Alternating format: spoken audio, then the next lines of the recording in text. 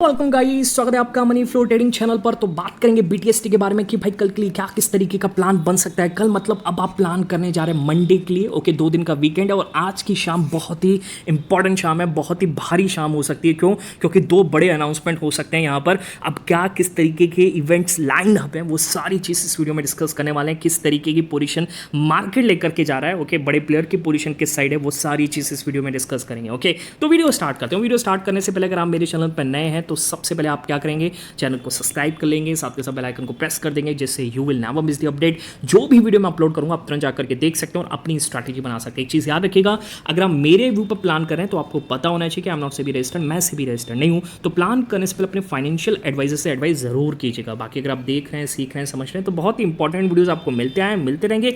तो प्लीज़ अपना प्यार बनाए रखिए। ओके, चलिए सबसे पहले आते हैं और समझने की कोशिश करते हैं कि लास्ट डे हम क्या बीटीएसटी लेकर गए और आज मार्केट ने किस हिसाब से ओपनिंग दी है। ठीक है, देखिए जैसे मैं आपसे लगातार कहता हूं कि भाई डे एंड पर डेटा चेंज होता है और काफ़ी ज़्यादा पता लगता है कि भाई बड़ा प्लेयर या फिर किस तरफ का मार्केट का झुकाव है। ठीक है, तो उसके अकॉर्डिंग ही हम पोजीशन बनाते हैं। ओके, और मैंने बोला था निफ्टी क्लोजिंग 120, 130, 140 के ऊपर डे हाई के ऊपर क्लोजिंग करता हुआ नजर आएगा तो हम गैप अप का भी प्लान करेंगे, पर ऐसा हुआ नहीं। मार्केट टिल्ट हो गया किस तरफ, गैप मतलब डे लो की तरफ टिल्ट हो गया और उस हिसाब से जो डे एंड पर डेटा बना वो नेगेटिव साइड, यानी एक तरीके से वहाँ पर पोजीशन नेगेटिव साइड बनती हुई नजर आई। तो हमने उस तरफ ही प्लान किया। आपको पिक भी दिख रहा होगा राइट हैंड साइड पे।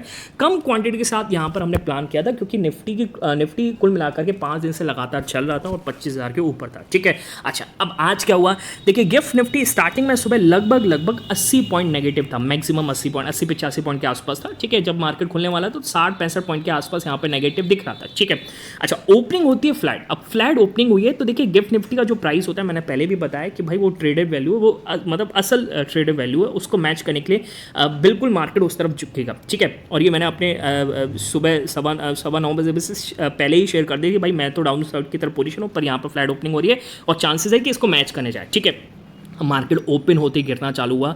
जो मैं ऑप्शंस अब फ्लैट हुआ पर ऑप्शंस में पहले ही गेन दिख गया, 20-25 पॉइंट का शुरुआत में मिला और उसके बाद वो टूटता ही, मतलब ऑप्शंस बढ़ते चले गए और मार्केट टूटता ही चला गया। एक फर्स्ट क्लास मूव ने कैप्चर किया।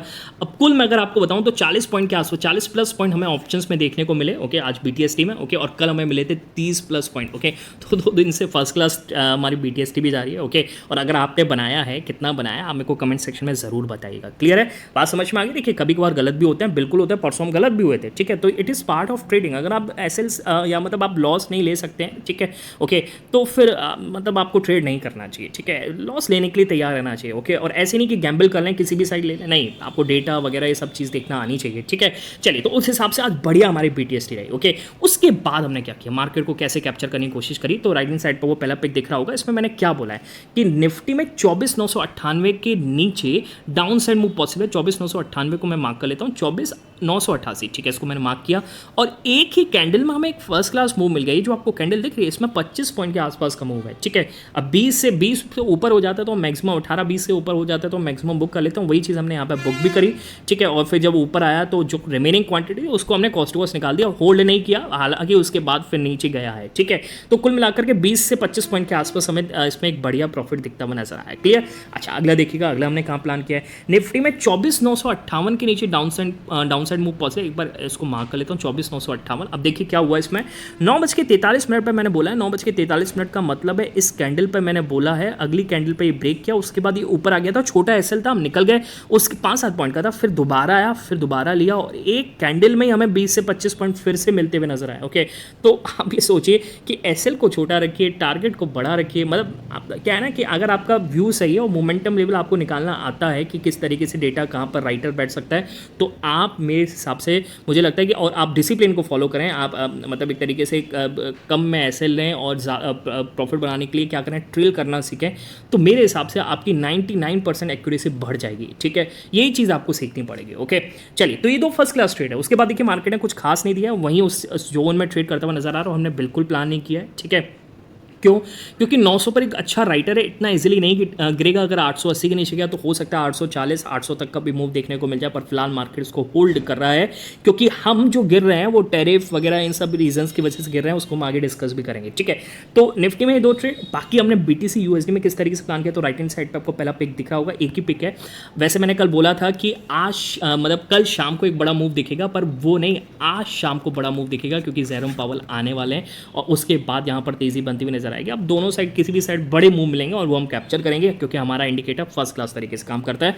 तो आपको दिख रहा होगा 16 से 18,000 की कैपिटल पे आपको रिटर्न देखिए 84,000 का रिटर्न है, फर्स्ट क्लास ट्रेड मिला है एकदम। आप भी समझ के चलिए कि इतने में तो दिन बन जाता और दिन बन गया, ठीक है, बात समझ में आ रही है। ओके, तो यही सब अगर आपको सीखना है, समझना है कि किस तरीके से प्लान करते हैं, किस तरीके से हम यहाँ पर मोमेंटम पर कैप्चर करने की कोशिश करते हैं, तो उसके लिए आप क्या करेंगे, आप टेलीग्राम ज्वाइन करेंगे। और ज्वाइन करने का तरीका है कि आपको जाना है डिस्क्रिप्शन में और डिस्क्रिप्शन से जा करके ज्वाइन करना है, सर्च मत कीजिएगा क्योंकि बहुत सारे फेक चैनल्स अवेलेबल हैं। क्लियर है?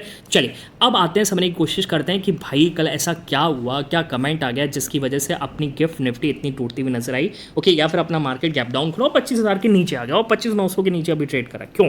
देखिए, आपको पता होना चाहिए कि भाई जो टैरिफ इंडिया पर लगने वाले हैं उसकी डेट बहुत क्लोज है और विच इज़ 27 अगस्त, ठीक है। नेक्स्ट वीक आपको देखिएगा मार्केट में एक रिस्क बना रहेगा, ठीक है। अब देखिए क्या है कि अभी तक मार्केट सोच के चल रहा था कि हम किसी तरीके से नेगोशिएशन कर लेंगे और ये इतना हाईएस्ट रेट हमारे ऊपर नहीं हो सकता, मतलब 50% का जो ये रेट है वो हमारे ऊपर नहीं हो सकता क्योंकि किसी भी कंट्री के ऊपर इतना नहीं है, ठीक है। और पीटर नवारो जो वहाँ के ट्रेड आप कह सकते हैं एडवाइज़र हैं, ओके, यूएस एडमिनिस्ट्रेशन के, उन्होंने बोला है और इंडिया को मतलब एक तरीके से स्लैम किया है कि भाई इंडिया जो रशियन से ऑयल परचेज़ करता है, उसको रिफाइन करता है और उसको मार्केट में बेचता है, वो बहुत गलत है, ठीक है। और जिसकी वजह से रशियन क्या कर रहे हैं, उससे वो आर्म परचेज़ कर रहे हैं और यूक्रेन में वो वॉर रोक नहीं रही है, ठीक है।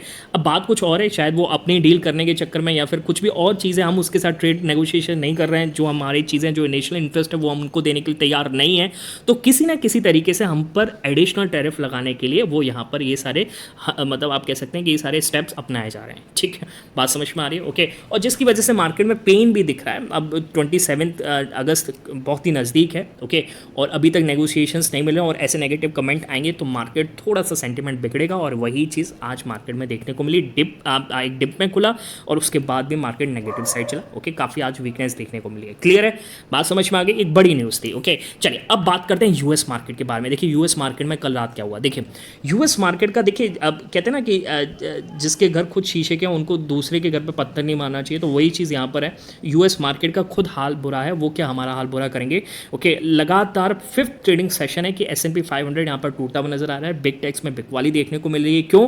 क्योंकि एक तो कल एक माइक्रो डेटा भी आया और दूसरा क्या है ना कि इतनी रैली बन चुकी है 40-40% की, तो वहाँ पर एक जबरदस्त प्रॉफिट बुकिंग चल रही है, ठीक है। तो कल भी यहाँ पर पूरी तरीके से पेन देखने को मिला। ओके, अच्छा माइक्रो डेटा क्या है, देखिए माइक्रो डेटा यहाँ पर जो आया है ये तो आपको दिख रहा होगा कि 5th डे कंटिन्यूस आपको फॉल देखने को मिला है। देखिए जो माइक्रो डेटा जिस पर यहाँ पर देखा जाता है कि रेट कट आना चाहिए नहीं आना चाहिए, तो देखिए मैं आपको एक चीज़ बताऊँ, माइक्रो डेटा जो आया वो यहाँ पर ये कह रहा है कि उल्टा रेट हाइक होने चाहिए, यूएस में रेट कम है। ओके, तो काफ़ी चीज़ें ये हो गई, सारा सिनेरियो बदल गया कि यहाँ पर तो रेट हाइक होने की बात हो रही है। ओके, और यहाँ पर लग रहा है कि अब रेट कट की पॉसिबिलिटी घटती हुई नज़र आ रही है। अब आपको एक चीज़ पता होगा कि मैंने 5-6 दिन पहले एक आपको यहाँ पर एक चार्ट दिखाया था कि लोग यहाँ पर अपनी एडवाइस, मतलब एक पोल है और पोल में आपको मैंने दिखाया था कि 94% चांसेस थे कि रेट कट होने वाला है, जो कि डेटा आया था, जॉबलेस डेटा आया था उसके बाद से।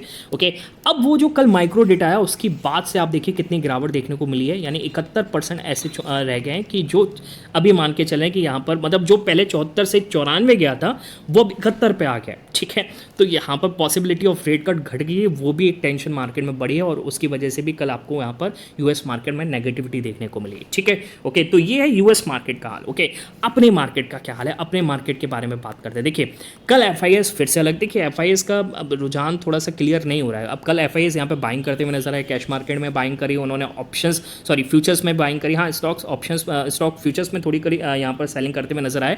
ओके, और इनके डेटा के बारे में बात करूँगा तो लॉन्ग शॉर्ट जो इनका एक्सपोजर है वो एक्सपोजर अब 10.5 पहुंच गया, यानी जो 9.96 के अप्रॉक्स था वो 10.5 के अराउंड पहुंच चुका है, ठीक है। अच्छा, और इनके जो शॉर्ट्स थे सिस्टम में वो 1,73,000 के आसपास थे, अब वो यहाँ से घट करके 1,68,000 के आसपास पहुंच गए, ठीक है। तो कहीं ना कहीं चेंज है और वो भी थोड़ा सा अपने शॉर्ट्स काट रहे हैं। फिर आज मार्केट फिर दोबारा गिर गया, ठीक है। आप देखते हैं आज शाम को क्या करते हैं, तो वो भी थोड़े बहुत कंफ्यूज हो गए हैं, या फिर उनको पता है कि भाई ये नेगोशिएशन नहीं होगा, इस वजह से वो 90% शॉर्ट्स स्टिल हैं मार्केट में, ठीक है। चलिए आगे देखते हैं, ओके। तो ये मार्केट का हाल है, ओके। अच्छा, अब क्या है, देखिए अब क्या इवेंट अलाइन है उसको समझने की कोशिश करते हैं। देखिए आज शाम को लगभग मेरे हिसाब से 6 बजे के आसपास या 8 बजे के आसपास, 10 बजे इस मतलब 6 बजे के बाद से कभी भी, ओके, एग्जैक्ट टाइम मुझे नहीं पता है, फेड चेयरमैन जेरोम पावल अपना सेंट्रल बैंकर्स के सामने जैक्सन होल एक तरीके से एडिटोरियम में, मुझे एग्जैक्टली नहीं पता, वहाँ पर उनका ये स्पीच होने वाला है, ओके। एक हाई स्टेक स्पीच है जहाँ इकोनॉमी इतना वीक है उसको लेकर के वो यहाँ पर क्या कहते हैं, क्या रेट कट की बात करेंगे या फिर रेट हाइक की बात करेंगे, या फिर वो कहेंगे कि कोई भी रेट कट नहीं देखने को मिलेगा। तो मार्केट काफ़ी ज़्यादा वॉलेटाइल देखने को मिल सकता है, यूएस मार्केट। और दूसरी बड़ी न्यूज़ है जो कल शाम को आई है या फिर आज सुबह के आसपास आई है, पर ये न्यूज़ ज़रूर आई है क्या, कि ट्रम्प साहब यहाँ पर एक नया अनाउंसमेंट कर सकते हैं फ्राइडे नून, यानी आज शाम, मतलब उनके नून के हिसाब से तो रात के 11-12 बजे के आसपास बैठते हैं, तो एक बड़ा अनाउंसमेंट हो सकता है, ठीक है। तो एक दो बड़े इवेंट लाइनअप है, वीकेंड आ रहा है, तो आपको थोड़ा कॉन्फिडेंस के साथ मार्केट के साथ यहाँ पर अपनी पोजीशन बनानी चाहिए। अगर मार्केट को देखें, देखिए मार्केट पूरी तरीके से नेगेटिव साइड की तरफ टिल्ट हो चुका है, ओके। और ये तो अब 24,900 के नीचे ट्रेड करता हुआ नजर आ रहा है, ओके। एटलीस्ट अगर निफ्टी क्लोजिंग 24,960 25,000 इसके ऊपर होती तो एक बार को हम यहाँ से अपसाइड का सोचते, ओके। पर मार्केट यहाँ से नेगेटिव, अब अपसाइड तो सोचने का मतलब ही नहीं है, तो वो बात करना ही बेकार है, ठीक है। अब 24,900 के नीचे मार्केट क्लोजिंग कर रहा है, एक नेगेटिव सेंटिमेंट आज पूरे दिन बन चुका है, डे लो के नीचे है। तो मेरे हिसाब से आपको क्या करना चाहिए, गैप डाउन का प्लान करना चाहिए। और फिर भी मैं आपको यहाँ पर ये कहूँगा, देखिए आप अपने फाइनेंशियल एडवाइजर से एडवाइस करिए, मार्केट किस हिसाब से पोजीशन है वो मैं आपको दिखा रहा हूँ, डेटा इस समय क्या कहता है वो मैं आपको बता रहा हूँ। और हो सकता है डे एंड पर डेटा चेंज होता है तो मैं अपने टेलीग्राम पर भी इन्फॉर्म कर दूंगा, ठीक है। बाकी अगर निफ्टी क्लोजिंग 24,960 के ऊपर हो जाती है तो आपको गैप डाउन का नहीं करना चाहिए, गैप अप का करेंगे नहीं करेंगे वो मैं अपने टेलीग्राम पर इन्फॉर्म करूंगा, क्योंकि उस टाइम पर कैसा डेटा बन रहा होगा, ठीक है। बात समझ में आ गई। चलिए मिलेंगे नेक्स्ट वीडियो में, तब तक के लिए बाय बाय, टेक केयर।